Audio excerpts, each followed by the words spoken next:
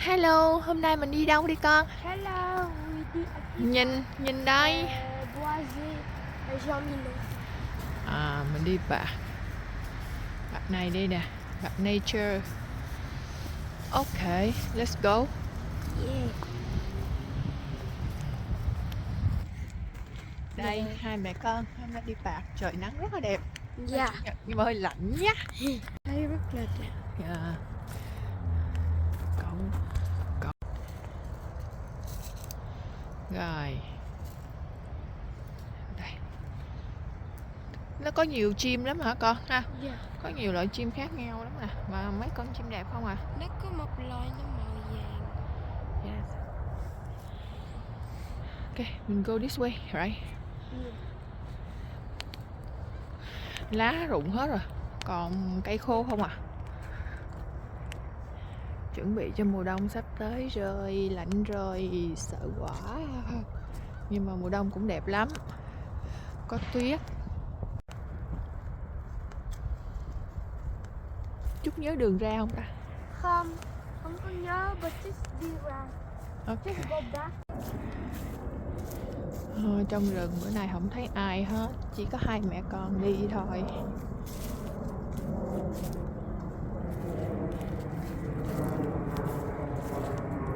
Nghe tiếng máy bay bay à. Mình phải đi. Mình đi cái chút mình kiếm cái đường qua ngõ khác.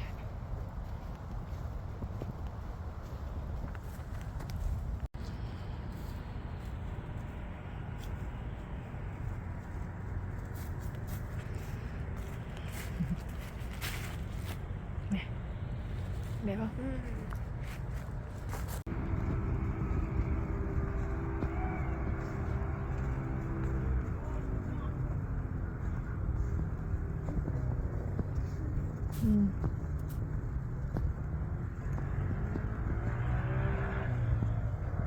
Cái bạc này nó ở gần đường nên nghe xe nó chạy nó kêu.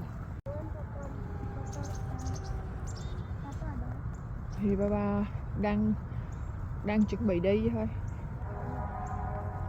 Maybe gặp mình. Maybe not. Nghe tiếng chim kêu nhiều không? Hả? Chỗ này chắc có nhiều chim nó ở nè.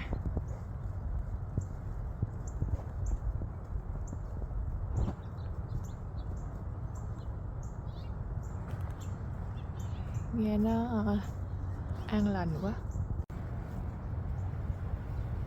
Hello, come here. Chu chu. Coi kìa, đứng yên luôn rồi, không có nhảy nữa hả? Nó có một cái đây. Nó có một. Hello. Dễ thương không? Nó đi kiếm ăn đó.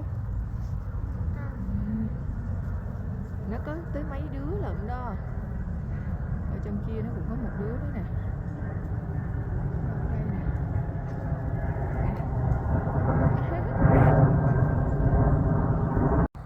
Mình đi xuống luôn. Yeah. Mình đi xuống luôn.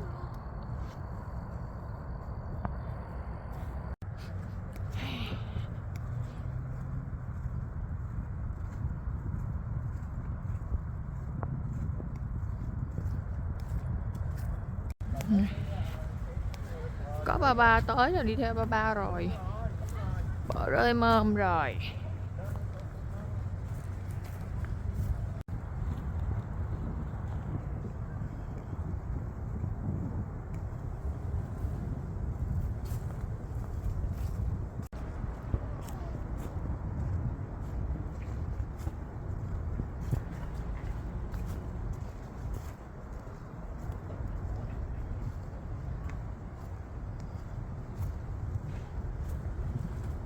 Hello. Bây giờ mình đang đi sâu vô rừng đây.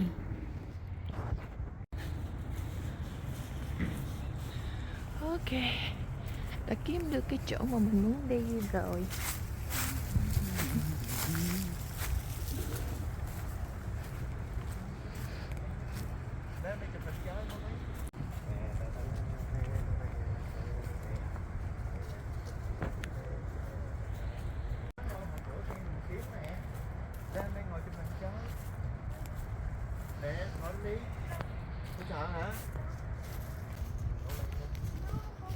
thôi mình đi này lại nhàn đâu đây. Đây coi chừng. Cái dụng nước thôi. Cây khô hết rồi. Mùa hè ở đây cây xanh rất là đẹp.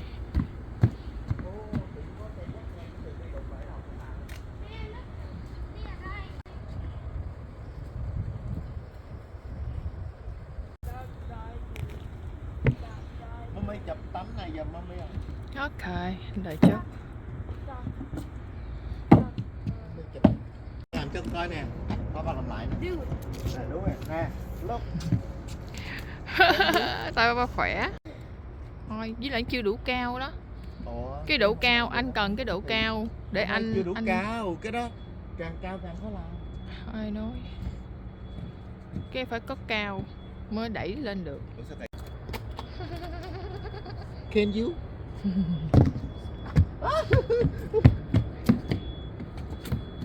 Impossible. No. No way.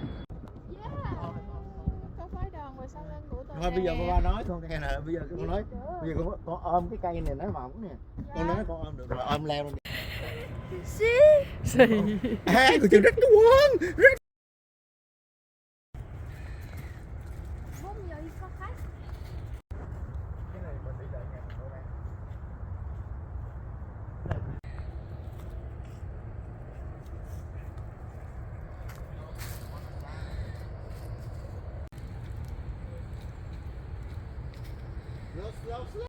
Con gì Woodpecker. nè nó có một cái tên. Quái gì? Nè, nó Con có... cái gì chứ Con quái? woodpecker. No, con cái gì á? Wow. It's so cute. Hello.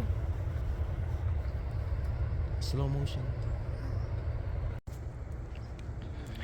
God, bự lắm nha. Con này buổi Nè, tối đi Trí, là coi nó bị ăn á, gì nè, nó ăn gì nè. bị nó ăn á. Bậy. Nó ăn gì nè? Vegetable. Nó ăn. Human luôn. Nó Nó ăn đầy đủ mà nó con. ăn- Luôn hả You con? know what Nó ăn thịt bò hả? Mình là omnivore. Cái đó là cũng là omnivore. Là con mình đó. Thôi chứ con ok.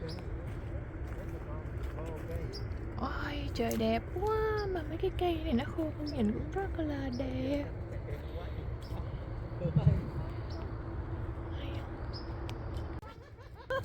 Cái này là chú. Đây ba You coi thôi. can make a juice. Để coi bà con có cái chút gì trong đây. Oh no way, chút gì con ơi. Nó lộn. You can feel. You can feel. Cái này để làm chuốt à? Squeeze nó đi. Try nó. Mình tí. Poison. À, this is mushroom nè. Tránh Sao cái gì cũng không ăn được vậy? tránh cái bóng á, cho thấy mushroom. Vậy mà nó nói cái đó là everything in here rồi. Mình đâu cần phải đi trước cũng Đi. Rửa tay ông ơi. Rửa tay ông ơi. Ông có chim, có chim. yeah, đây là Oh my god. kìa, nhiều lắm. Chỗ này là người ta nuôi mấy con chim nè. Nó bay qua bay Trễ. lại. Don't shake a lot, don't shake a lot. I'm not shaking, I'm hitting. Wow, người ta bỏ a lot. Cái lời đây nó ăn nè. Dạ. Wow. Có con đâu tới vậy? Quá chừng chim luôn. Ủa vậy mùa đông nó ở đâu ta? Chui vô cái nóc nhà. Chui vô cái nóc nhà chứ không có may với tụi tao. Right? Một lần nó chui vô cái nóc Nó còn sóc, nó ngồi tốt trên cao. Nó ăn. Ở đây rất là nhiều những cái con nhỏ nhỏ đi ha. Dạ. Rất là nhiều những cái con. Phải không? Nó ăn được hả?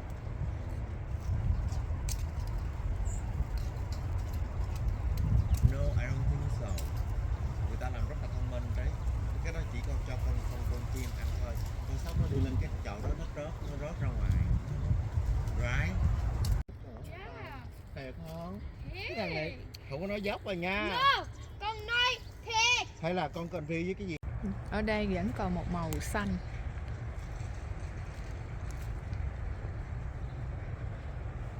Giống như lá cải vậy á. Nằm bây giờ đi.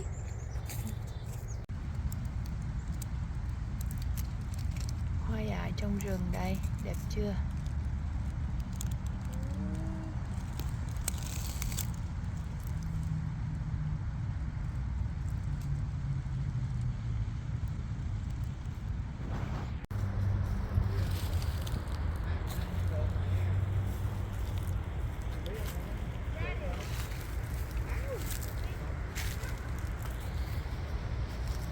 Trái gì vậy đi? Rồi ghê quá à. It looks like radish.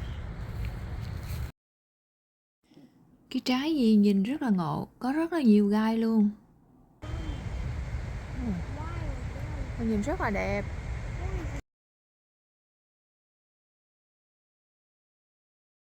Rose hip. Can we go? Poison ivy. Mấy cái đá này nè rất là nguy hiểm. Don't touch. Ở đây nó cũng có một cái cây đó nữa nè. Mà nó bị khô rồi.